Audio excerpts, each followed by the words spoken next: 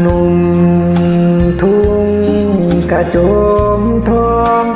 ฝากเพลงรักลอยล่องสู่ห้องใจสาวนับปีผ่านไปไม่มีข่าวจากแม่สาวเมืองเพชรโสพินลมคอยเดียวดายไม่จดหมายมาบ้างช่างใจสัมพันธ์จากใจคงไกลสิ้นเมื่อกฐินทุ่งกระโจมทอง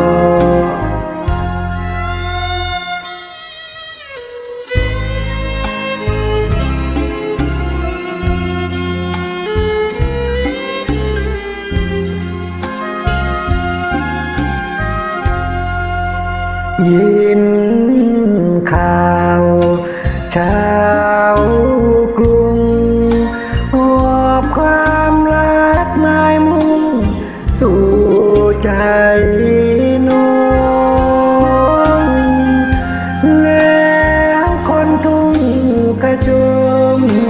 ที่คอยจ้องก็คงร้องไห้ไปทุกวันเหมือนคนรอตายหลวงพ่อชายช่วยด้วยช่วยตัวฉันขอมาพึ่งบุญหลวงพ่อปันช่วยให้ฝันลูกมีหนทาง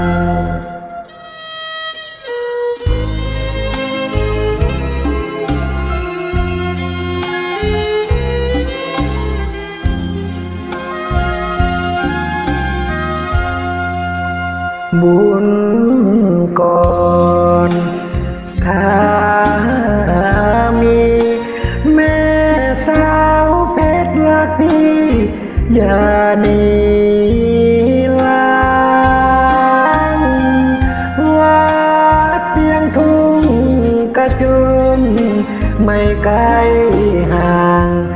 อยากให้ใจสองบางรวมกันขวัญใจคนจนหน้ามนต์คนเพชรจะเชื่อใจไหมภาพนางแม่ที่เคยให้เก็บเอาไว้หัวนอนทุกคืน